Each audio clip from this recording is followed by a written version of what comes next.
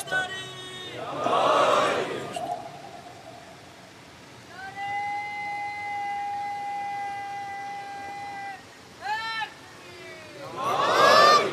فاتحہ. بسم اللہ الرحمن الرحیم. الحمد للہ رب العالمین الرحمن الرحیم مالک یوم الدین. ایاک نعبد و ایاک نستعین. اہدنا الصراط المستقیم صراط الذین انعمت علیہم غیر المغضوب علیہم ولا الضالین. اللہم صل علی محمد وآل محمد. اعوذ باللہ من الشیطان الرجیم. بسم اللہ الرحمن الرحیم. الحمد للہ الذی لا یبلغ مدحتہ القائلون ولا یحصی نعماءہ العادون ولا یعدی حقہ المجتہدون الذی لیس لصفتہ حد محدود ولا نعت موجود ولا وقت معدود ولا اجل ممدود فطر الخلائق بقدرته ونشر الرياح برحمته. الصلاة والسلام على الرسول المسدد المصطفى العمجد المحمود الأحمد سيدنا ومولانا ومولى الكونين جد الحسن والحسين عاني أبا القاسم محمد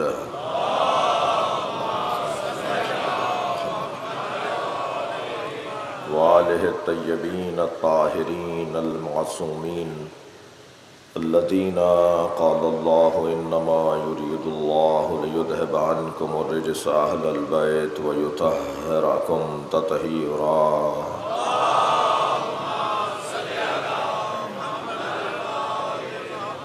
ولعنۃ اللہ علی اعدائہم اجمعین من یوم عداوتہم الی قیام یوم الدین. اما بعد. قال الحکیم فی قرآن الکریم. بسم اللہ الرحمن الرحیم. فلا وربک لا یؤمنون حتی یحکموک فیما شجر بینہم ثم لا یجدوا فی انفسہم حرجا مما قضیت ویسلموا تسلیما. صلوات.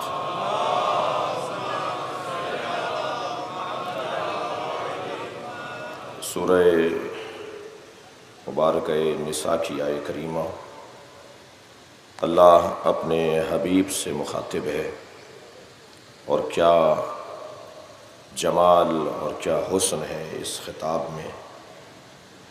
یوں تو اللہ کو ہر مخلوق عزیز ہے، اس لیے کہ خالق فطرتاً اور تخلیقاً اپنی مخلوق سے پیار کرتا ہے. میں اور آپ بھی اگر دو مصرے لکھ لیں تو ان مصروں کے الفاظ پہلے سے لغت میں موجود تھے، پہلے سے وہ الفاظ وضع شدہ تھے، مگر ہم نے اپنے مزاج کے مطابق انہیں جوڑ دیا. تو ہم کہتے ہیں کہ ان مصروں کے بنانے والے ہم ہیں. شاعر کو جب نظامت کرنے والا بلا رہا ہوتا ہے تو اس کے دو شعر پڑھ کر، اس کے دو مصرے پڑھ کے کہتا ہے کہ میں اس شعر کے خالق کو بلا رہا ہوں، جبکہ وہ الفاظ اس کے اپنے نہیں ہوتے. لغت پہلے سے موجود ہوتی ہے اور الفاظ کی بندش اس کی ہوتی ہے، تو کہا جاتا ہے کہ یہ اس کا خالق ہے. اور اس شاعر کو اپنے کلام سے کتنا پیار ہوتا ہے. کبھی کوئی باقاعدہ شاعروں کے بگڑتے ہوئے اور بگاڑتے ہوئے کسی کو پڑھتا ہوا جب آپ دیکھیں، یا وہ شاعر خود دیکھے کہ میرا کلام کوئی بگاڑ کے پڑھ رہا ہے، تو کتنی تکلیف اسے ہوتی ہے. حتیٰ مجلس کا ادب بھی ملحوظ نہیں رکھا جاتا، مجمع کا خیال بھی نہیں کیا جاتا. سب کے سامنے ڈانٹ دیا جاتا ہے کہ ہمارا کلام ہمارے ہی سامنے بگاڑ کے پڑھ رہے ہو. یعنی یہ شاعر حضرات خاص طور پر ہمیں محسوس کیا جاتا ہے. خالق کبھی بھی اپنی مخلوق کو بگڑتا ہوا نہیں دیکھ سکتا. صلوات پڑھیں محمد و آل محمد.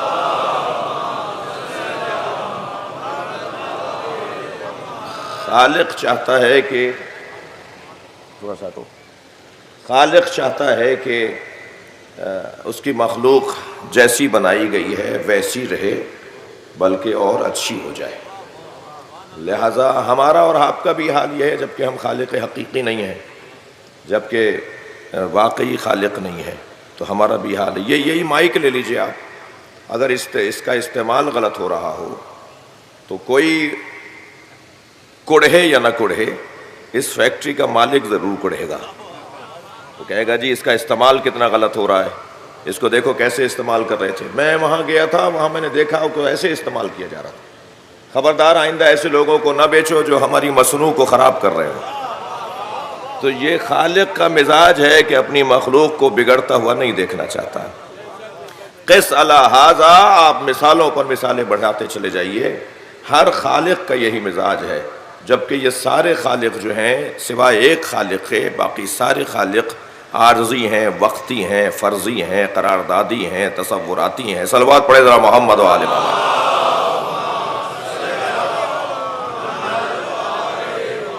سوچ لیا ہے کہ یہ خالق ہیں، اس کے بعد ان کے یہ احساسات اور جذبات ہیں، تو جو خالق حقیقی ہے وہ کیسے برداشت کرے گا کہ اس کی مخلوق برباد ہو جائے؟ تو سب سے زیادہ مخلوق سے پیار اگر کسی کو ہوتا ہے تو وہ خالق کو پیار ہوتا ہے۔ وہ چاہتا یہ ہے کہ یہ میری مخلوق جیسے تھی ایسی رہے۔ اب میرے محترم سننے والوں، یہ کیسی تھی، میں اپنی اور آپ کی بات کر رہا ہوں، ہم کیسے تھے یہ ہمیں یاد نہیں ہے، کیونکہ کسی کی عمر 40 سال ہو گئی ہے، کسی کی 70 سال ہو گئی ہے، ہمارے تو مزاج میں بھول نہ پایا جاتا ہے، ہم تو ویسے ہی انسان ہیں، اور انسان کہتے ہی اسے ہیں جو نسیان کا حامل ہو، جو بھول جاتا ہو اسے انسان کہا جاتا ہے۔ ہم تو بھول جاتے ہیں، تو جب ہم بھول جاتے ہیں تو ہمیں کیا پتا کہ ہم کیسے تھے؟ تو اللہ کا بھی تو کام اللہ ہی کا ہے، اس نے ہر کچھ دن بعد ہماری گود میں، ہمارے اطراف میں، ہمارے خاندان میں بچوں کو بھیج بھیج کے ہمیں توجہ دلائی ہے کہ تم بھی ایسے ہی تھے۔ اب یہ جو بچہ ہے ہمارے آغوش میں، ہمارے اطراف میں، یہ کیسا ہے؟ ایسے ہی ہم بھی تھے۔ اب اس بچے کے بارے میں اگر غور کریں کہ یہ کیسا ہے تو یقیناً ایک مکمل گفتگو کا مطالبہ ہے، مگر مجھے جناب زہرا سلام اللہ علیہا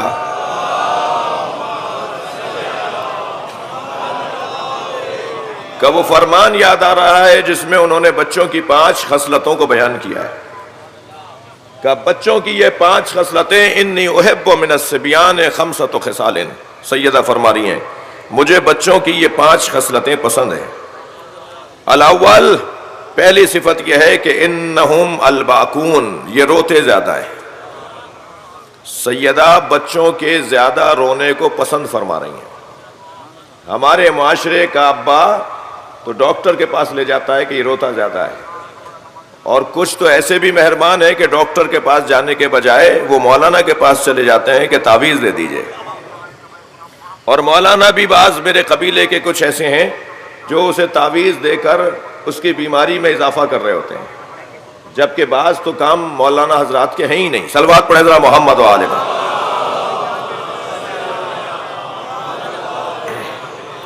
دعا کا انکار نہیں ہے، توسل کا انکار نہیں ہے، اوراد اور اذکار کا انکار نہیں کر رہا، لیکن جس پہلو سے بات کر رہا تھا وہی پہلو مد نظر رہے۔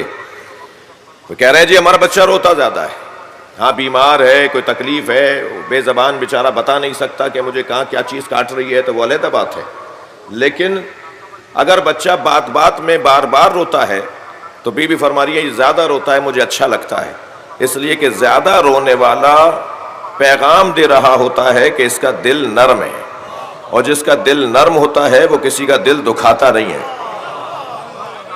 کیا کریں کہ دل نرم ہو جائے؟ عزیزو آج 2 محرم ہے، مجھے یہی پیغام دینے دیجئے۔ ہم ان 10 دنوں میں جہاں عظمت اہل بیت سننے کے لیے جمع ہیں، جہاں ہم سیرت اہل بیت سننے کے لیے جمع ہیں، جہاں ہم کربلا والوں کی قربانیوں کو دہرانے کے لیے اور ان سے کچھ لینے کے لیے جمع ہیں، وہاں ہماری مجالس کا ایک بڑا غالب حصہ عزا ہے، گریہ ہے، ماتم ہے، سوگ ہے، آنکھوں میں آنسوؤں کا لانا ہے۔ آنکھوں میں آنسو وہی لا سکتا ہے جس کا دل نرم ہو۔ سخت دل لوگ رو نہیں سکتے، اور جو رو نہیں سکتا وہ روتے ہوئے کو تسلی بھی نہیں دے سکتا، وہ ان لوگوں کے لیے سہارا نہیں بن سکتا کہ جس کا دل نرم نہ ہو۔ لہذا ان 10 دنوں میں ایک بڑی مشق خاص طور پر اور عام طور پر 2.25 مہینے میں ایک بڑی مشق کرنے کے لیے پوری قوم جمع ہوتی ہے، بالاتفاق جمع ہوتی ہے، بالرضا جمع ہوتی ہے، بالقلب جمع ہوتی ہے، کسی کے بلانے پر نہیں آتی، کسی کے اچھے انتظام پر نہیں جاتی، کسی کے کھانے اور کسی کے کھلانے پر نہیں جاتی، بلکہ بالرضا جاتی ہے، بالقلب جاتی ہے اور قربتاً اللہ جاتی ہے۔ یہ ساری قوم جس بات کے لیے جمع ہوتی ہے، اور صرف میں کراچی میں مجلس کراچی میں پڑھ رہا ہوں، لیکن کراچی کے لیے نہیں پڑھ رہا، پوری دنیا میں عزاداروں کی یہی کیفیت ہے، بلکہ شاید کہیں ہم سے زیادہ اچھی ہو کیفیت، اور کہیں ہم سے زیادہ ان کا شوق اور ذوق دیکھنے میں آتا ہو۔ خاص طور پر بعض اس ملک کے اندر شہر ایسے ہیں جہاں عزاداری کے اوپر پابندی ہے، مثال کے طور پر مانسیرا جی، بعض علاقوں میں ان اہل بیت کے چاہنے والوں سے پوچھا جائے کہ ان کے دل پہ کیا گزرتی ہے جب انہیں رونے نہیں دیا جاتا، اور آپ الحمدللہ بہت ہی اہتمام کے ساتھ مجلس اعظم میں تشریف فرمائے۔ یہ جو ایک مشق مسلسل کروائی جا رہی ہے وہ مشق ہے گریے کی مشق، وہ ہے آہ و بکا کی مشق، وہ ہے حسین ابن علی پہ رونے کی مشق، اور یہ مشق جو قوم منظم انداز سے کر رہی ہو، بہت ساری چیزوں کا تو ہمیں ایک کام پہ لگایا گیا، ہمیں پتہ بھی نہیں کہ ہم کیا کر رہے ہیں، بہت ساری چیزوں کی حکمتوں اور فلسفوں پر ہماری توجہ ہو جاتی ہے، بہت ساری فلسفوں پہ ہماری توجہ نہیں ہوتی۔ ہمیں یہ کام دیا کیوں گیا ہے، ہمارے اماموں نے یہ کیوں کہا ہے کہ ایسا کرتے رہنا، یہ تو ہمیں بس کسی کو آج سمجھ میں آیا، کسی کو 10 سال بعد سمجھ میں آئے گا، اور کسی کو مر گئے نہیں سمجھ میں آیا جی۔ مگر ہمیں جو کام دیا گیا ہے ان میں سے ایک اہم ترین کام پوری قوم کو ایک بات پہ لگایا ہے، یعنی کسی شیعہ میں، ہمارے ہاں بھی گروپنگ ہے، کسی گروپ میں کسی شیعہ دھڑے کے اندر اس پر کوئی اختلاف نہیں ہے کہ حسین پہ رونا بدعت ہے یا سنت ہے، سب متفق ہیں کہ حسین ابن علی پہ رونا عبادت ہے۔ اور باتوں میں ہوگا اختلاف، مگر عزائے امام حسین حتیٰ اس میں اختلاف ہے کہ رونا مطلب ہے، مقصد ہے یا نہیں، رونے پر اختلاف نہیں ہے۔ بعض لوگ ہیں ایسے ہمارے درمیان جو کہتے ہیں رونا مقصد نہیں ہے، یہ کیا بات ہوئی کہ جی رلایا، روئے اور چلے گئے، اتنی دیر تک ہم ان کی مجلس میں بیٹھے رہے، کوئی کام کی بات نہیں ملی۔ میں ان لوگوں کی بات کر رہا ہوں، میں عرض کرتا ہوں، ان لوگوں کو بھی عرض کر رہا ہوں کہ صاحب اتنی دیر تک فلاں کی مجلس میں گئے اور کوئی کام کی، ان کو وہ کہتے ہیں ایسا کہ کوئی کام کی بات نہیں ملی، صرف رلاتے رہے، صرف مصائب پڑھتے رہے اور پورا مجمع روتا رہا۔ تو بھائی یہ زبان بولنے والے ہیں تو یہاں کے، مگر غذا کہیں اور سے لے رہے ہیں۔ بھائی صلوات پڑھیں محمد و آل محمد۔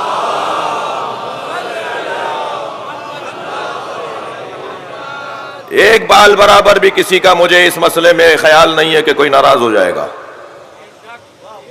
رونا مطلب ہے، کاٹ دو میرا گلا، رونا مقصد ہے، سمجھو اس گریے کے فلسفے کو۔ پوری تقریر اگر تمہارے مطلب کے مطابق نہیں تھی، تمہارا شوق اور ذوق اس سے میل نہیں کھاتا تھا، مگر اس بات پر تم متفق ہو کہ انہوں نے رلایا اچھا، انہوں نے گریا اچھا کروایا، انہوں نے مصائب پڑھے، انہوں نے ان پہلوؤں کی طرح الفاظ ایسی تھے کہ جس سے آنکھوں میں ہمارے آنسو آ گئے، یہ مطلب ہے، خود گریا مطلب ہے، خود گریا مطلب ہے۔ دلیل دے رہا ہوں، اس لیے کہ گریے کی مشق احساسات اور جذبات کو تازہ کرنے کی مشق ہے، گریے کی مشق قلب بشریت کو نرم بنانے کی مشق ہے، گریے کی مشق مظلوم سے پیار کرنے کی مشق ہے، گریے کی مشق ظالم سے نفرت کرنے کی مشق ہے، گریے کی مشق یہ گریہ ندامت نہیں ہے، یہ گریہ حسرت ہے۔ یہ رونے والا روتے روتے کہتا ہے کاش میں ہوتا تو حسین اکیلے علی اکبر کا لاشا نہ اٹھاتے، اور پھر یہ آمادگی کا اظہار کرتا ہے، اور پھر جب حضرت مختار جیسی شخصیت یہ سبق دے جائے کہ حسین پر اتنا گریا کرو، حسین کی مظلومیت پہ اتنا گریا کرو کہ یہ گریا غصہ بن کے تمہارے سینے میں جمع ہوتا رہے.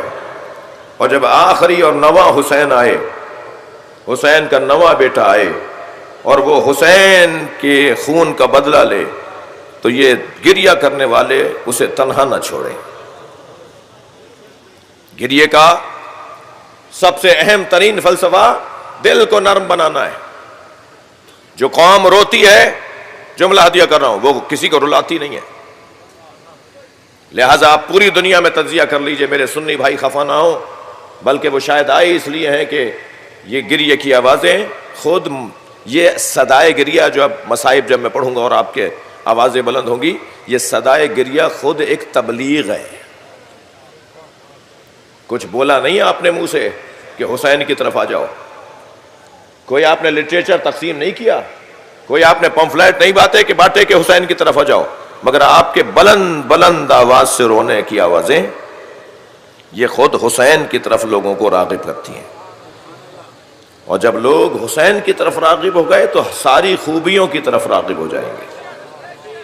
بس ایک ہی جگہ تو لے کر آنا ہے، باقی کام تو حسین ابن علی کا خود کا ہے. لہذا 4 لوگوں کے لیے کہا گیا ہے کہ ان کو آنسو نہیں آتے.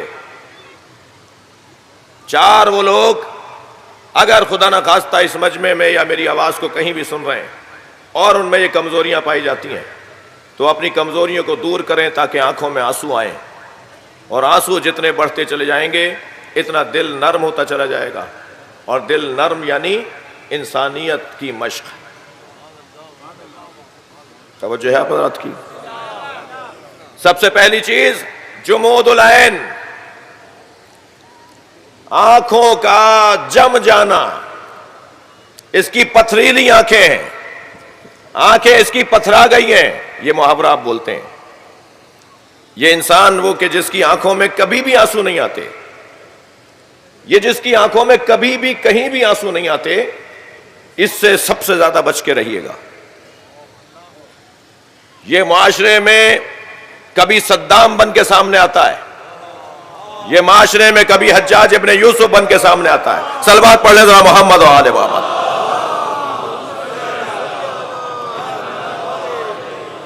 اس سے بہتر اور بلند صلوات نبی کی.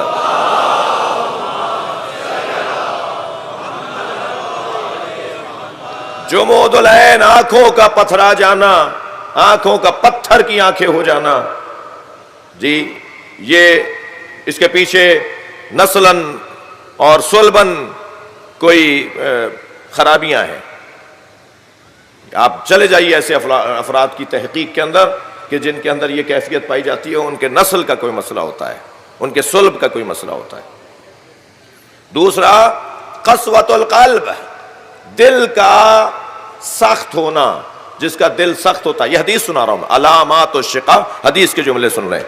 علامات الشقاء، شقی ہونے کی 4 نشانیاں. ذرا صلوات پڑھیں محمد و آل محمد.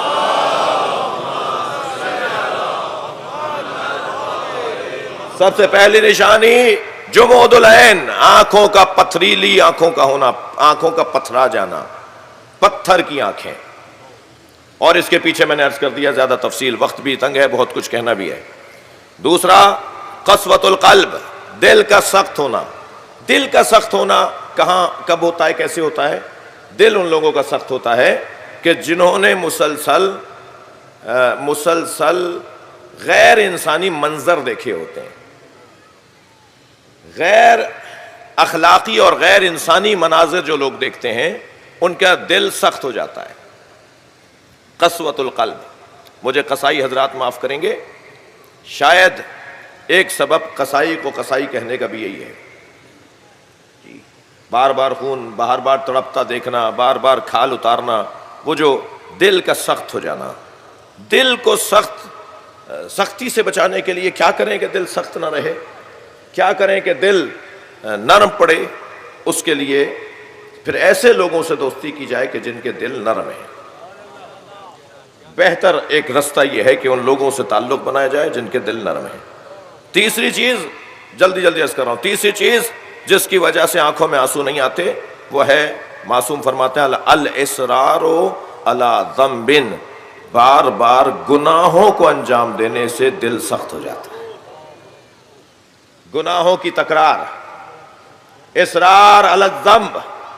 خدا کے واسطے میری قوم کے بچوں، جوانوں، خاص طور پر نوجوانوں، اللہ نے تمہیں صحیح اور سالم پیدا کیا تھا، تمہارے چہرے کا نور جو تمہیں گناہ نہ کرنے کی وجہ سے عطا کیا گیا ہے اسے محفوظ رکھو۔ خاص طور پر تنہائی کا گناہ۔ مجمع میں انسان گناہ اس لیے نہیں کرتا کہ 4 آدمی گواہ بن جائیں گے، مگر یہ بات بھول جاتا ہے کہ تنہائی میں بھی اللہ نے گواہ رکھے ہوئے ہیں، اور وہ جو تنہائی کے گواہ ہیں نا، وہ کسی سے پیسہ لے کے خاموش نہیں ہوں گے۔ جو تنہائی کے گواہ ہیں وہ کسی کے روب میں آنے والے نہیں ہیں۔ در و دیوار گواہی دیں گی، وہی ہاتھ گواہی دے گا جس سے گناہ ہوا ہے، وہی زبان گواہی دے گی جس سے گناہ ہوا ہے، وہی آنکھیں گواہی دیں گی جس سے گناہ ہوا ہے۔ لہذا الاصرار علی الذنب، گناہوں پر اصرار اور گناہوں کی تکرار انسان کے دل کو نرم کر دیتی ہے۔ عزیزو، مجھے ایک محبت بھرا جملہ کہنے دیجئے۔ اگر بار بار گناہ کرنے کی وجہ سے میری آنکھوں کے آنسو خشک ہو جائیں اور حسین کی مجلس میں آنسو ہی نہ آئیں، اسی وجہ سے گناہوں سے ہاتھ اٹھا لیا جائے کہ گناہ حسین پہ رونے نہیں دیتا۔ کثرت سے گناہ کرنے والا پھر حسین پہ رونے کے قابل نہیں رہتا، اور جو حسین پہ رونے کے قابل نہ رہے تو یہ تو ایک قطرہ اشک ہے جس کی وجہ سے اللہ ہزاروں گناہ معاف کر دے گا۔ کتنا بڑا انعام رکھا ہے۔ یہ میری کوئی خطابت نہیں ہے، مجھے تو مجلس پڑھنا بھی نہیں آتی، یہ معصومین کے فرامین ہے۔ یہ خاص طور پر امام صادق اور امام رضا علیہ السلام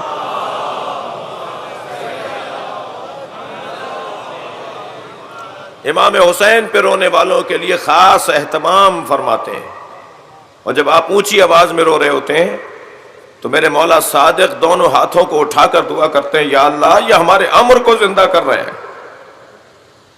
جب آپ اونچی آواز میں روتے ہیں تو امام محمد باقر مصلی بچھا کر نماز پڑھتے ہیں، اور 2 رکعت نماز پڑھنے کے بعد حسین پہ رونے والوں کے لیے دعا کرتے ہیں۔ اتنی بڑی شہادت۔ مولا رضا کی خدمت میں جب چاہنے والا آتا ہے تو ایک سرد آہ بھر کر، ایک ٹھنڈی سانس لے کر کہتے ہیں، تم حسین پہ روتے ہو؟ ایک سے پوچھا تو اس نے فرمایا، مولا چند دن گزر گئے مجلس میں گئے ہوئے۔ تو امام نے حسرت سے فرمایا، میرے جد حسین پہ گریہ کیا کرو۔ یہ جو ائمہ کی حسرت ہے نا، اگر یہ میرے گناہوں کی وجہ سے پوری نہ ہو رہی ہو، خدا کے واسطے اسی وجہ سے گناہوں سے ہاتھ اٹھا لیا جائے کہ گناہ حسین پہ رونے نہیں دے گا۔ الاصرار علی الذنب، میں حدیث سنا رہا ہوں آپ کو، جو بار بار گناہ کی تکرار کرتا ہے تو پھر اس کا دل سخت ہو جاتا ہے، اور جس کا دل سخت ہو جائے پھر اس کی آنکھوں میں آنسو نہیں آتے۔ پھر فرماتے ہیں کہ جس کا دل سخت ہو اس کی ایک نشانی یہ ہے کہ الاصرار علی طلب الدنیا، یہ بھی لے لوں، وہ بھی لے لوں، یہ بھی کھا لوں، وہ بھی کھا لوں، یہ گاڑی ہے تو اور لے لوں، وہ بنگلہ بنایا تو اور لے لوں، 4 پلاٹ ہیں 5واں بھی لے لوں۔ یہ بار بار جو دنیا کی طلب میں انسان اپنے آپ کو، طلب دنیا انسان کے دل کو سخت بنا دیتا ہے۔ کھانے رہو، اللہ نے جو دیا ہے بہت ضروری۔ اور پھر جب انسان، 2 لوگ تو کبھی بھی سیر نہیں ہوتے نا، ایک طالب الدنیا، ایک طالب العلم۔ طالب علم کبھی سیر نہیں ہوتا، اسے اور علم چاہیے، اور علم چاہیے، اور علم چاہیے۔ اور ایک طالب دنیا کبھی سیر نہیں ہوتا، لیکن جو دنیا کی دوڑ میں لگا رہے، اللہ اکبر۔ ایک شخص نے آ کر میرے مولا امام جعفر صادق علیہ السلام سے کہا، مولا میرا اتنا کاروبار پھیل چکا ہے، میرے پاس اتنی دولت ہے، فلاں کام بھی شروع کرنا چاہتا ہوں، فرمائیں مجھے اجازت ہے کروں؟ حضرت نے فرمایا، یہ کام جو تم بڑھاتے چلے جا رہے ہو اس کے فائدوں کے ساتھ نقصانات پہ توجہ ہے۔ تھوڑی دیر خاموش رہا، کہنے لگا استخارہ دیکھ دیجئے۔ حضرت نے استخارہ دیکھ دیا، استخارہ منع آیا، حضرت نے فرمایا نہیں کرو یہ کام، اپنے کام کو بڑھاؤ نہیں، جتنے ہو جتنا حاصل کر لیا اسی پر کافی اکتفا کرو۔ اٹھ کر گیا، کچھ دیر بعد سوچا، کچھ لوگوں سے مشورہ کیا تو نظر آیا کہ جی فائدہ تو بہت ہے، اور آخر استخارے کے خلاف وہ کام شروع بھی کر دیا اور بڑا کمایا، بڑا فائدہ، بڑے پیسے، بڑی دولت بنائی، بڑی دنیا بنا لی۔ 6 مہینے کے بعد امام صادق سے ملنے کے لیے آیا کہ مولا آپ نے مجھے استخارہ دیکھ کر منع کر دیا تھا کہ تم یہ کام نہ کرو، اور استخارہ اچھا نہیں آیا تھا، مگر اس کے باوجود میں نے یہ کام کیا۔ مگر مولا استخارہ تو اچھا نہیں آیا تھا، کام تو بڑا اچھا ہوا، فائدہ بہت ہوا، پیسہ بہت آیا۔ اب ذرا یہ جو جملہ جو جواب امام کا ہے نا، اسے میں اپنے لیے ایک نمونہ اور ایک لاہ عمل بنا لوں۔ امام نے فرمایا پہلے تم اکثر ہم سے ملنے آتے تھے، اب 6 مہینے بعد ملنے آئے ہو، تمہیں وہ دولت عزیز ہے جو ہم سے دور کر دے؟ پہلے نوکری نہیں تھی تو نماز جماعت یاد تھی، نوکری مل گئی تو جمعے کی نماز میں محدود ہو گئے، گریڈ بڑھتا چلا گیا، یہ افسر ہو گئے، کمشنر ہو گئے، سیکٹری صاحب بن گئے، جیسے جیسے ان کا گریڈ بڑھتا چلا گیا ان کی نوکری بڑی ہوتی چلی گئی، اب یہ سال کی نماز پہ پڑھنے کے لیے مسجد کو چھو کے آ جاتے ہیں۔ جو پیسہ، جو دولت، جو افسری، صلوات پڑھیں ذرا محمد و آل محمد۔ اس سے بہتر صلوات پڑھ سکتے ہیں آپ، اللہم صل علی محمد و آل محمد۔ ہمیں اپنے مولا کے ذکر سے دور کر دے، اس افسری کا اور اس دولت کا کیا فائدہ؟ ہم کیسے آئے تھے ویسے ہی واپس جانا ہے۔ کیسے آئے تھے؟ سیدہ فرما رہی ہیں الباکون، یہ روتے زیادہ ہیں مجھے اچھا لگتا ہے۔ دوسرا عنوان فضیلت کا، کیسے آئے تھے؟ لا یدخرون لغد، یہ آج کا کام کل پہ نہیں چھوڑتے، یہی کرنا ہے، آج ہی کرنا ہے، ابھی کرنا ہے۔ جب طے کر لیا کہ کام کرنے کا ہے تو کل پہ کیوں چھوڑ رہے ہو؟ یہ بچوں کی صفت ہے جو بیوی بڑوں میں دیکھنا چاہتی ہیں۔ جی 4 دفعہ چکر کٹوائیں گے، کل آ جانا۔ ارے بھائی یہ بیچارہ اباڑوں سے آیا ہے، یہ ڈہرکی سے آیا ہے، یہ مثال کے طور پہ کراچی 4 بسیں بدل کے آیا ہے، سیکریٹریٹ میں، وزیر اعلیٰ صاحب کے آفس میں، یا مثال گورنر کے آفس میں، یا فلاں افسر کے آفس میں، اور ان کے جو نیچے کے لوگ افراد ہیں انہوں نے کہا جی کل آ جانا۔ تم نے تو ایک زبان کا لوٹڑا ہلا دیا، گوشت کا لوٹڑا، کل آ جانا۔ کل ہی کہاں آئے گا؟ کیسے آئے گا؟ کہاں رہ گئے سارے دوسرے دن تک؟ اگر اس کا کام کر سکتے تھے تو ابھی کیوں نہیں؟ تم پوچھو تو صحیح، آئے کہاں سے ہو؟ رستے میں کھانا بھی کھایا، تمہاری جیب میں کرایہ بھی ہے۔ اگر غریبوں اور مسکینوں کا خیال نہیں کیا جائے گا تو پھر برکتیں نہیں آئیں گی۔ ہمارے ہاں وقار بھائی تشریف فرما ہے، میں ان کے لیے خاص دعا گو ہوں۔ ان کو جب کام قومی حوالے سے کوئی بتایا گیا، جب انہیں کوئی کام اشارتاً بھی بتایا گیا تو یہ 10 دن بعد بھی فون کر کے ہم سے زیادہ انہیں یاد ہوتا ہے کہ وہ کام کہاں تک پہنچا ہے۔ اللہ ہماری ایسے سیاستدانوں کی توانائی میں اضافہ فرمائے، ان کی صحت و سلامتی کے لیے بلند تر صلوات پڑھیں۔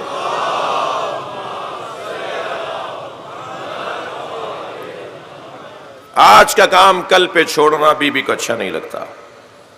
لا یدخرون لغد۔ تیسری صفت یجتمعون علی التراب، مجھے اچھا لگتا ہے یہ بچے مٹی پہ بیٹھ جاتے ہیں، کپڑوں کا خیال نہیں کرتے، اپنی بنائی ہوئی منصبوں کا خیال نہیں کرتے کہ یہاں بیٹھنا چاہیے نہیں بیٹھنا چاہیے، اپنی انا کو مٹا دیتے ہیں، اپنی ذات کا انکار کرتے ہیں۔ مجھے یہ اچھا لگتا ہے، اور اس کی ایک بہترین مشق عزاداری امام حسین ہے۔ آپ میں 10 لوگوں کے چہرے تو میں پہچانتا ہوں جو شاید 2-2 کروڑ کی گاڑیوں میں بیٹھتے ہوں، مگر جب فرش عزا پر آتے ہیں تو وہیں بیٹھ جاتے ہیں جہاں فقیر حسین بیٹھتا ہے۔ ہم سب ایک ہو جاتے ہیں آ کر۔ یہ ذات کی نفی، یجتمعون علی التراب۔ چوتھی صفت بیوی فرماتی ہیں یعمرون ثم یخربون، یہ مٹی کے کھلونے اور گھروندے بناتے ہیں، کھیلنے کے بعد جب دل بھر جاتا ہے تو لات مار کے توڑ دیتے ہیں۔ گویا اپنے عمل سے بتاتے ہیں دنیا دل لگانے کی جگہ نہیں ہے، اسے بس استعمال کرو اور بس۔ اور 5ویں صفت فرماتی ہیں یختصمون بغیر حقد، یہ لڑتے ہیں مگر دلوں میں کینہ نہیں رکھتے، ان کے دل میں ایک دوسرے کے لیے برائی نہیں بیٹھتی۔ ہم ایسے آئے تھے۔ عزیزان گرامی، میرا تمہیدی بیان یہاں مکمل ہو۔ ہم پر اللہ کا کرم ہے کہ ہم اس دروازے پر کچھ سیکھنے کے لیے آئے۔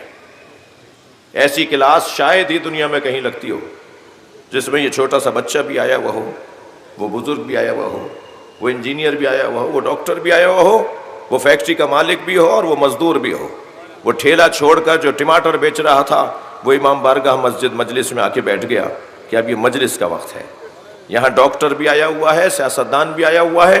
عجیب رنگ کی کلاس ہے کہ ہم مجلس میں جوتیاں اتار کے بیٹھے ہیں اور جوتیوں کا نام علی نے دنیا رکھا ہے۔ ہم اپنی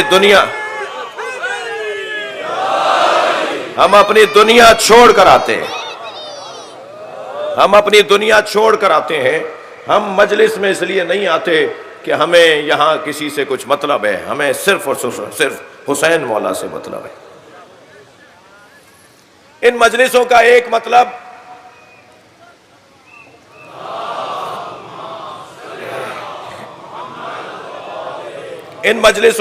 مطلب ان صاحبان کمال کی عظمتوں سے آشنا ہونا ہے جن کی عظمتوں کو اللہ نے چاہا ہے کہ عام ہو۔ دقت چاہوں گا، میں اپنے مضمون کی طرف آ رہا ہوں۔ اللہ نے چاہا ہے کہ ان صاحبان عظمت کی عظمتیں عام ہوں۔ بہت ساری چیزیں شاید چھپائی جاتی ہوں مگر علی کی ولایت چھپانے کی چیز نہیں ہے۔ حکم الہی یہ ہے کہ اسے عام کر دو۔ میں اگر سرکار دو جہاں کی زندگی کا خلاصہ نکالوں، یا رسول اللہ آپ نے 63 برس میں کیا پہنچایا، تو میں طالب علم یہ کہہ سکتا ہوں اپنی کم علمی کے اعتراف کے ساتھ کہ سرکار نے ساری زندگی یا اللہ پہنچایا یا علی پہنچایا۔ کسی طرح اللہ کو پہچانو اور کسی طرح علی کو پہچانو۔ اور مولا کائنات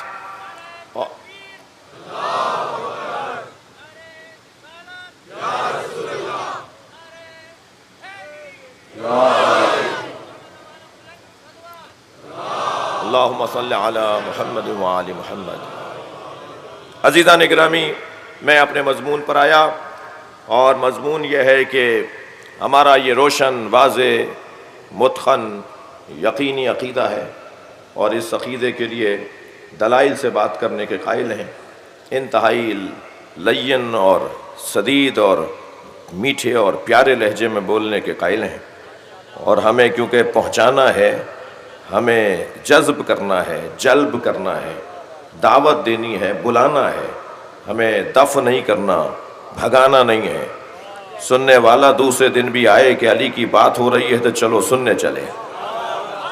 کہیں ایسا نہ ہو کہ کوئی ایسا جملہ، کوئی ایسی بات جو کسی کو ناگوار خاطر گزرے اور وہ یہ طے کرے کہ صاحب آئندہ مجلسوں میں نہیں جانا۔ ہمارا مطلب بلانا ہے، دعوت، بلانا۔ اور کس نقطے پر بلائیں، کس چیز پر بلائیں؟ جس چیز پر بلانا امت کے اتحاد کا ذریعہ ہے۔ نقطہ اتحاد اللہ کی ذات، یعنی اللہ کی عقیدہ توحید، نقطہ اتحاد نبی مکرم کی خاتمیت۔ مگر عزیزان گرامی، اصلی مسئلہ اور اختلاف تو ہوا ہی نبی مکرم کی رحلت کے بعد۔ اللہ کے وجود پر سب متفق، نبی کی خاتمیت پر سب متفق، مگر جب امت میں اختلاف اور دراڑ آئی تو وہ مرحلہ تھا جب سرکار کی رحلت ہوئی۔ اب سرکار کی رحلت کے بعد کون سا نقطہ اتحاد ہے جس پہ سب کو جمع کیا جا سکتا ہے؟ اور وہ نقطہ ہے ولایت علی۔ جی، میں ان لوگوں سے مخاطب ہوں جو کہتے ہیں کہ یہ ذکر اختلاف کا ذریعہ ہے۔ میں کہتا ہوں یہی ذکر اتحاد کا ذریعہ ہے۔ توجہ چاہوں گا، کچھ کہنا چاہ رہا ہوں۔ کچھ لوگ کہتے ہیں کہ یہ والا ذکر اور یہ والے مضامین اور یہ گفتگو اختلاف کا ذریعہ ہے۔ میں کہتا ہوں یہی اتحاد کا ذریعہ ہے۔ ممکن ہے آج کوئی حسد کی بنیاد پر، وابستگی کی بنیاد پر، دنیا کی لالچ کی بنیاد پہ نہ مانے، مگر آپ اذان ولایت علی دیتے رہیے، کل صفحے درست ہونا شروع ہو جائیں گے۔ پیغام پہنچاتے رہیے، اور وہ جو پیغام آپ کو پہنچانا ہے اس کے اندر انتہائی مدلل گفتگو ہو۔ اور جب وہ پیغام، اگر بہت سارے لوگ، بہت سی مثالیں ہمارے سامنے ہیں کہ ہم ان چیزوں کو مان لیتے ہیں مگر اقرار نہیں کر پاتے۔ اس لیے کہ اقرار کرنے سے مفادات کا ٹکراؤ ہے، اقرار کرنے سے دنیا کی بربادی ہے۔ تو کوئی بات نہیں، جب جو دنیا کو جتنی جلدی پہچان لے گا اتنی ہی جلدی علی تک آ جائے گا، کہ اس کی کوئی حیثیت ہی نہیں ہے کہ جس کی خاطر میں اپنے نظریے سے ہاتھ اٹھا رہا تھا، میں حقیقت کو تسلیم نہیں کر رہا تھا، میں خدمت اقدس حضرت مولانا اسحاق صاحب میں حاضر رہتا تھا فیصل آباد میں۔ تو ایک دفعہ انہوں نے اپنے مجمع میں کہا کہ سنی شیعہ کا جھگڑا یہودی کا پھیلایا ہوا ہے، سنی شیعہ کا جھگڑا نہیں ہے، اختلاف ہے۔ اختلاف اور ہوتا ہے، جھگڑا اور ہوتا ہے۔ اختلاف بھائی بھائی میں بھی ہوتا ہے، مگر ضروری نہیں ہے کہ ہر اختلاف پہ جھگڑا بھی جائے۔ اور کہا سنو، شیعہ سنی کا اختلافی مسئلہ آج کا نہیں ہے، 1400 سال پرانا ہے، لڑنے کی ضرورت نہیں ہے، ایک دوسرے کو سنو اور سمجھو۔ جیسے ہی ان کا خطاب مکمل ہوا، ایک لمبی لسٹ ان کے سامنے آ گئی کہ آپ ابھی یہ بات کر رہے تھے، شیعوں کا تو کلمہ علیحدہ ہے، شیعوں کی نماز علیحدہ ہے، شیعوں کی اذان علیحدہ ہے، 8 منٹ پہلے ہم روزہ کھولتے ہیں، 8 منٹ بعد وہ روزہ کھولتے ہیں، ان کے ہاں طواف نساء واجب ہے، ایک لمبی لسٹ۔ اور جب انہوں نے کہا نا پہلے ہی سوال کہ شیعوں کا کلمہ علیحدہ ہے، تو انہوں نے کہا جی شیعہ کیا بولتے ہیں؟ لا الہ الا اللہ تم بھی بولتے ہو، وہ بھی بولتے ہیں، محمد الرسول اللہ تم بھی بولتے ہو، وہ بھی بولتے ہیں، وہ اس کے بعد علی ولی اللہ بھی بولتے ہیں۔ سارے مجمع سے مخاطب ہو کر کہنے لگے مجھے ہاں نہ میں جواب دو، علی اللہ کے ولی نہیں ہے؟ سارے مجمع سے انہوں نے اقرار لیا، سب نے کہا علی اللہ کے ولی ہیں۔ کہنے لگے بس فرق یہی ہے تم مانتے اور بولتے نہیں ہو، اور وہ مانتے بھی اور بولتے بھی ہیں۔ حیدری محمد و آل محمد صلوات۔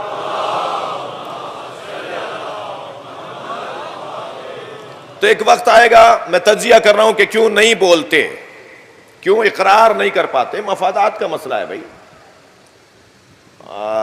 تعلقات کا مسئلہ ہے، وابستگیوں کا مسئلہ ہے۔ میں انہیں حق دے رہا ہوں کہ ایک حد تک حق دے رہا ہوں۔ آہستہ آہستہ جرأتیں بڑھیں گی، حوصلے بڑھیں گے، معاملات ٹھیک ہوتے چلے جائیں گے، بہت سارے لوگ اس طرف آتے چلے جائیں گے۔ بڑے بڑے نام ہیں، بڑے بڑے نام ہیں، انتہائی احتیاط کے ساتھ اور دل رکھ کر بات کروں گا۔ کتنا بڑا نام ہے خواجہ حسن بصری، زہاد ثمانیہ میں سے ایک ہے۔ تاریخ اسلام کے 8 بڑے زاہدوں میں ایک نام حضرت حسن بصری۔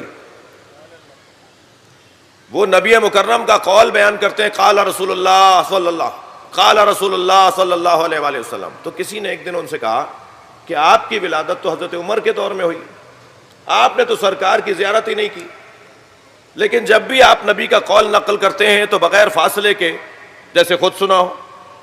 بھائی آپ نے بھی تو کسی سے سنا ہوگا، اس لیے کہ آپ تو دنیا میں تشریف نہیں لائے تھے اس وقت۔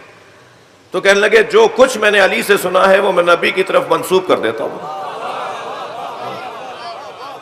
تو کسی نے کہا کہ جی آپ یہ کیوں نہیں کہتے کہ علی سے سنا ہے؟ صلوات پڑھیں ذرا محمد و آل محمد۔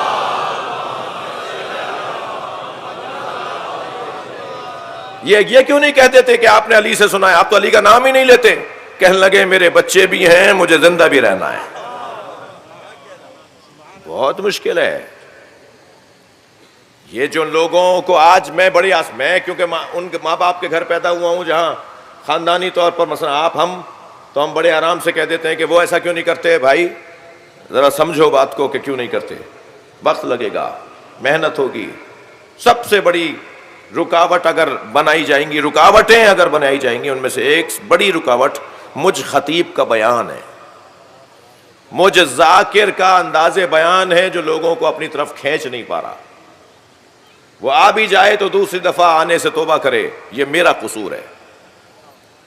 میں نام لینے میں آر محسوس نہیں کر رہا، اس لیے کہ ان کے ہاں جرأت مندی پائی جاتی ہے۔ جناب ایک مشہور خطیب اہل سنت کے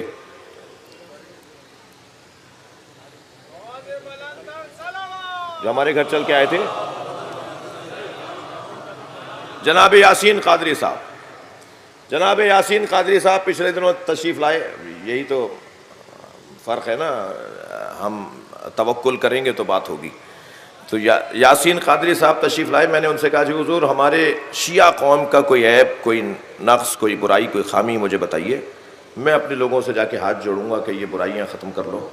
بہت دیر سوچنے کے بعد کہنے لگے کہ سب سے زیادہ جو آپ کے بارے میں بات ہوتی ہے وہ تو آپ کی برائی نہیں ہے، وہ آپ کا حسن ہے. میں نے کہا جی وہ کیا بات ہے؟ کہا فضائل علی پڑھنا. آپ کی ہر مجلس میں، ہر محفل میں علی علی ہوتا ہے، تو بعض لوگ اس کی مذمت کر رہے ہوتے ہیں، تو یہ آپ کے ہاں برائی نہیں ہے، یہ کمال ہے آپ کا. اور بڑا حسین جملہ کہا جی شیعہ کیا علی کے فضائل پڑھیں گے جو امام شافعی بیان کر گئے. مگر کہنے لگے میں آپ سے صرف اتنی گزارش کروں گا کہ اپنے ذاکروں سے، اپنے خطیبوں سے کہیے کہ زبان ذرا اپنی اچھی کر لیں. بلانے والوں کی زبان میٹھی ہوتی ہے، بلانے والوں کی زبان چٹکیاں بھرنے والی نہیں ہوتی، ناراض کرنے والی نہیں ہوتی. اپنی طرف بلانے کے لیے زبان کو میٹھا کر لیں. بہت دن دور نہیں ہے جب پورا پاکستان علی علی پکارے گا. صلوات پڑھے محمد و آل محمد پر.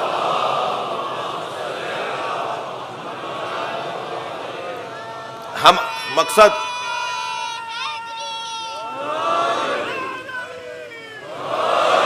عزیزان اکرامی، قرآن مجید سورہ مبارکہ سبا کی ایک آیہ کریمہ آپ کو اس کی زیارت کروانا چاہتا ہوں اور آپ کی سماعتوں کو زیارت کروانا چاہتا ہوں. وہ حسین آیت، بڑی مشہور آیت، اور اس آیت کا جو ظاہری ترجمہ ہے، میں اپنے مضمون میں داخل ہو رہا ہوں آہستہ آہستہ. افضلیت امیر المومنین، وہ جو آیہ کریمہ ہے اس کا جو ظاہری ترجمہ ہے وہ بھی ملحوظ رکھا جائے گا اور اس کی تفسیر و تعویل کو بھی بیان کیا جائے گا. آیہ کریمہ یہ ہے، پروردگار عالم نے ارشاد فرمایا اپنے حبیب سے، قل انما اعظکم بواحدہ ان تقوموا للہ مثنی وفرادا ثم تتفکروا. اے میرے حبیب، انما اعظکم بواحدہ، کہہ دو کہ میں تمہیں بس ایک نصیحت کرتا ہوں. قل انما اعظکم بواحدہ، اے میرے حبیب، میرے چاہنے والوں سے، میرا کلمہ پڑھنے والوں سے کہہ دو کہ میں بس تمہیں ایک نصیحت کرتا ہوں. ان تقوموا للہ، اس ایک نصیحت کے لیے قیام کرو. مثنی و فرادا، تمہارا قیام دو دو دو دو مل کر ہو یا فرادا تنہا رہ کر ہو. تم نماز فرادا پڑھو یا نماز جماعت پڑھو، تم مل کر یہ کام کرو یا اکیلے رہ کر یہ کام کرو. انما اعظکم بواحدہ، میں تمہیں بس ایک نصیحت کر رہا ہوں جس کی خاطر تمہیں اجتماعی یا انفرادی قیام کرنا ہے. وہ ایک نصیحت کیا ہے؟ صلوات پڑھے محمد و آل محمد.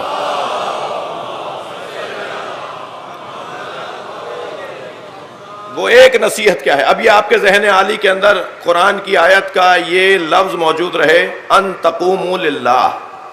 یہ جو ایک کام تمہیں کرنا ہے، انما اعظکم بواحدہ، یہ جو ایک کام تمہیں کرنا ہے، اس کام کے لیے ان تقوموا للہ، یہ کام اللہ کی خاطر کرنا ہے. توجہ چاہوں گا، یہ کام کسی اور مطلب کے لیے نہیں کرنا. بہت کمزوریاں پائی جاتی ہیں، نیاز نظر کے مسائل ہیں، کچھ اور باتیں ہیں جو شایع نشان نہیں ہے ممبر سے بیان کرنے کی، لیکن اللہ کی خاطر یہ کام کرنا، للہیت کے ساتھ یہ کام کرنا. ایک کام کی تمہیں نصیحت ہے، یہ کام اللہ کی خاطر کرنا. اب وہ کام کیا ہے جو اللہ کروانا چاہتا ہے؟ اللہ کی خاطر. اللہ کروانا چاہتا ہے وہ کام اللہ کی خاطر. اب ذرا حدیث سن لیجئے. حدیث کہتی ہے ان اللہ یامرک ان تقوما بتفضیل علی ابن ابی طالب. اے محمد مصطفیٰ، اللہ نے آپ کو حکم دیا ہے کہ علی کی فضیلت کو بیان کرنے کے لیے قیام کیجئے.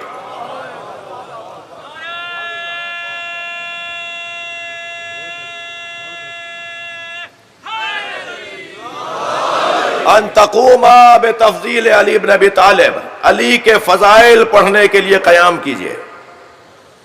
کیسے قیام کریں؟ اللہ اکبر. خطیبا لاصحابک، پہلا کام تو یہ کریں کہ آپ اپنے اصحاب سے خطاب فرمائیں. صلوات پڑھیں محمد و آل محمد.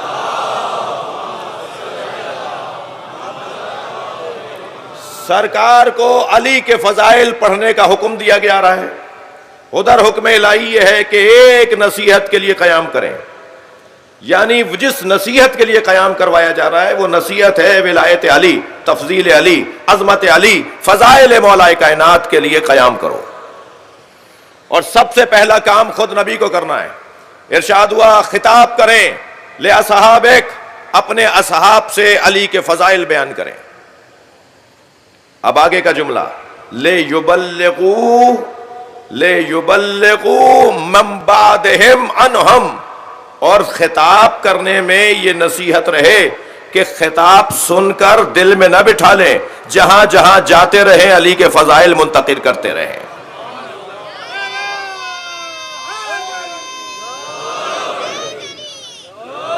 جاؤ جہاں پہنچو، جہاں بیٹھو، جہاں بولنے کا موقع ملے، اے اصحاب مصطفیٰ لِيُبَلِّغُوا مَن بَعْدَهُمْ عَنْهُمْ، جو ان کے بعد آنے والے ہیں یہ بتائیں اپنے تابعین کو، تابعین بتائیں تبع تابعین کو، تبع تابعین بتائیں راویان دین کو، راویان دین بتائیں محدثین کو، اور محدثین بتائیں علماء کو، اور علماء بتائیں مجلس میں آ کے مجمع کو۔ وہ جو نبی مکرم نے مولا کائنات کے فضائل سنائے اور پڑھے، وہ لِيُبَلِّغُوا مَن بَعْدَهُمْ عَنْهُمْ، وہ آگے منتقل ہوتے رہیں۔ آگے وَيَأْمُرُ جَمِيعَ الْمَلَائِكَةِ، اور اللہ نے سارے ملائکہ کو، کوئی ڈیوٹی پر وہاں رہے گا نہیں، اگر وہاں رہے گا بھی تو پھر اس کیفیت میں شامل رہے گا، وہ زمین پر اتر کر آئے گا یا جہاں ہے وہیں رہے گا، ان سب کو یامر جمیع الملائکۃ ان یسمع ما تذکر و تقرأ، جہاں جہاں جو فرشتہ ہو وہ آپ کا خطاب سنے کہ علی کے فضائل کیا بیان ہو رہے ہیں۔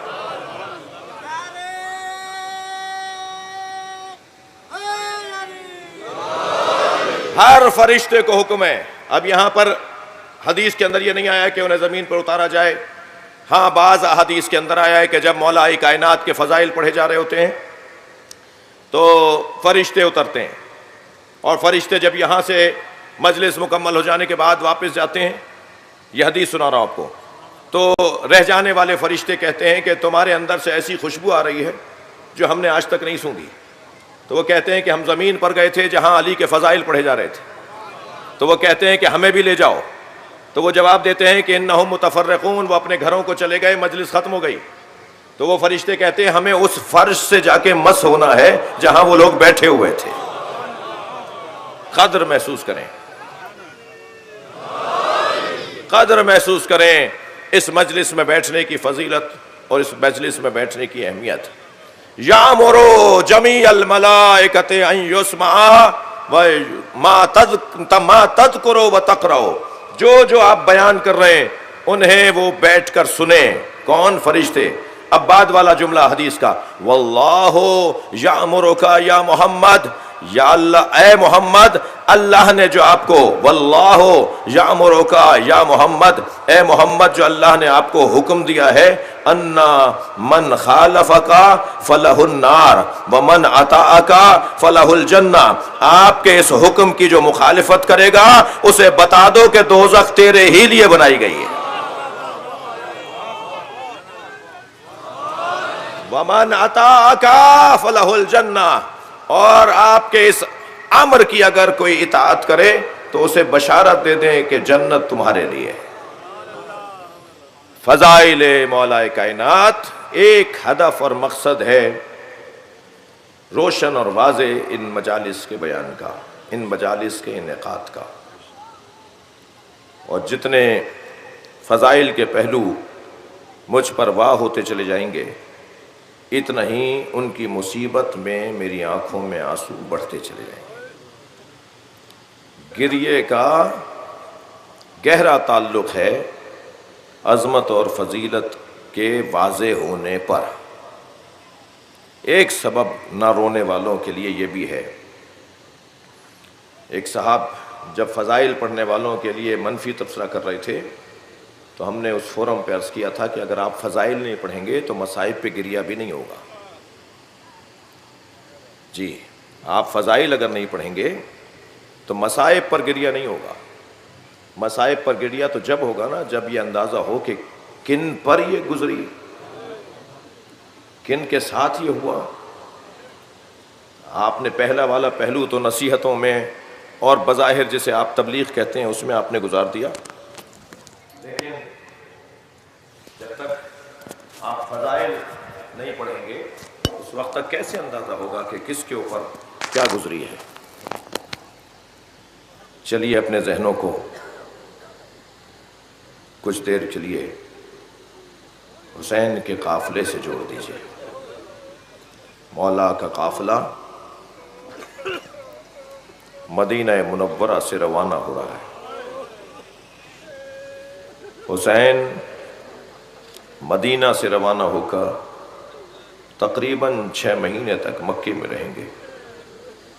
رجب میں مدینہ چھوڑا تھا اور ذی الحج میں مکہ چھوڑا ہے۔ کئی مہینے تک مکۃ المکرمہ میں قیام رہا۔ چھوٹے چھوٹے بچے بھی ساتھ ہیں، بیویاں بھی ساتھ ہیں، ایسی بیویاں بھی ساتھ ہیں جنہیں سفر کی عادت نہیں ہے، اور اسی سفر کے دوران حسین مولا نے اپنا سفیر بھی کوفہ بھیجا ہے، اور سفیر اگر لڑنے گیا ہوتا تو 2 پیارے پیارے بچوں کو نہ لے گیا ہوتا، مگر 2 ننھے بچوں کو بھی، 2 پیارے پیارے بچوں کو بھی مسلم ابن عقیل علیہ السلام اپنے ساتھ لے گئے ہیں۔ کوئی پوچھے حضرت عباس کی بہن کے دل سے جن کے بچے غربت میں مارے جائیں گے،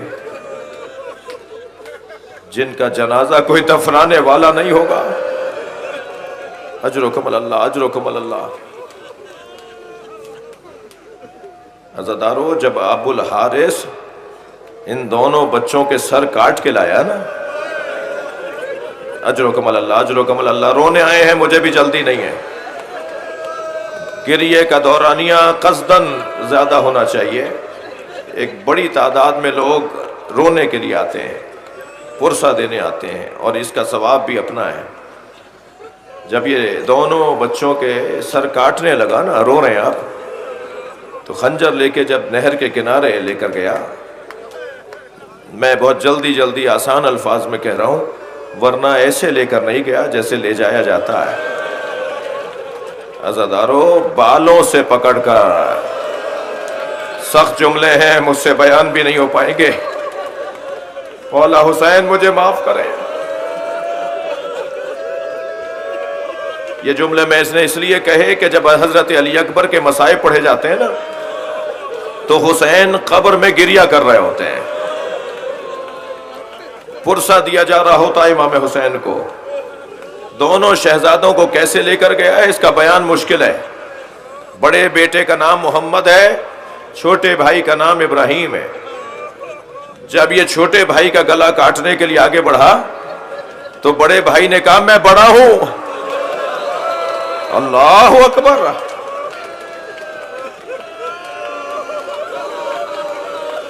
پہلے میرا گلا کاٹو، اور جب بڑے بھائی کی طرف بڑھا تو چھوٹے نے کہا یہ میرا بڑا بھائی ہے، پہلے میرا گلا کاٹو۔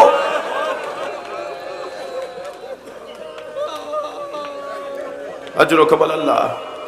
پھر دونوں شہزادوں سے کہا کوئی آخری آرزو ہو تو بیان کرو۔ اللہ اللہ، دونوں کی ایک ہی آرزو، ہمیں 2 رکعت نماز پڑھنے دو۔ دونوں شہزادوں نے 2 رکعت نماز پڑھی اور دونوں کے سر کاٹ کر دھڑ نہر میں پھینک دیے۔ دھڑ ایک ساتھ تو دونوں کے نہیں پھینکے تھے، ایک کا سر کاٹا اور اس کے دھڑ کو نہر میں پھینک دیا۔ کچھ دیر کے بعد دوسرے بھائی کا جب بدن پھینکا تو پہلے کا بدن دوسرے کے بدن کے قریب آنا شروع ہو گیا، اور دونوں بھائیوں نے ایک دوسرے سے گلے ملنا شروع کیا۔ کہاں گئی ان کی میتیں؟ اجرکم اللہ۔ ایک تشت میں دونوں کٹے ہوئے سر رکھ کر عبید اللہ ابن زیاد کے سامنے لے آیا۔ جب اس کے سامنے رکھا، رومال ہٹایا، تو سنیں گے، مقتل کا جملہ بیان کر رہا ہوں، تاریخ کا جملہ۔ جب رومال ہٹایا تو یہ بیٹھا ہوا تھا، کھڑا ہو گیا اور کہنے لگا چاند جیسے چہرے ہیں، رونے والوں جو دشمن کی نگاہوں میں چاند ہو وہ ماں کی نگاہ میں کتنا حسین ہوگا. اجر و کمل اللہ، اجر و کمل اللہ. تکلف کر کے نہیں روئیں گے، جنہیں رونا آ رہا ہے اپنی آوازوں کا آزاد کریں گے. جو جہاں بیٹھا ہے وہیں سے اونچی آواز میں گریا کرے گا.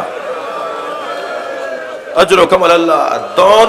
دونوں کے سر کاٹ کر عبید اللہ کے سامنے رکھ دیے، اور آپ سنیں گے اس ابو الحارث کو کوئی انعام بھی نہیں ملا. خسرت دنیا والآخرہ. عبید اللہ نے کہا میں نے کب کہا تھا کہ انہیں مار کر لاؤ؟ میں نے تو تم سے کہا تھا انہیں ڈھونڈ کر گرفتار کر کے لاؤ. تم نے ان بچوں کو مار دیا. نہ دنیا ملی نہ آخرت ملی. اور پھر حضرت مسلم کا لاشا جو کوفے میں گھسیٹا گیا تھا، اللہ اکبر، وہ کب تک لٹکا رہا؟ پھر اسے کوفے کے چوک پر لٹکا دیا گیا تھا. کوفے کے چوک پر لٹکا دیا گیا تھا. 9 ذی الحجہ کو حضرت مسلم شہید ہوئے ہیں.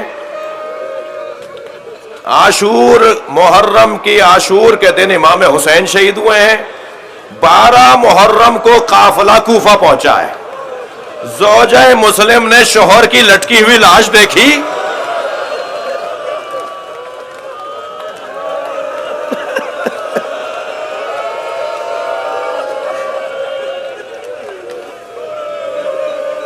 زوجہ مسلم سے رہا نہ گیا. ایک مرتبہ اپنے والی کو سلام کر کے کہا میرے بچوں کا پتہ بتاؤ.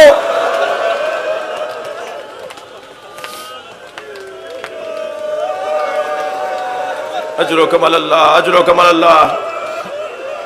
بھرپور گریا ہو گیا، مجلس ہو گئی، مگر میرا دل کر رہا ہے 2 منزلیں اور لے لیجئے.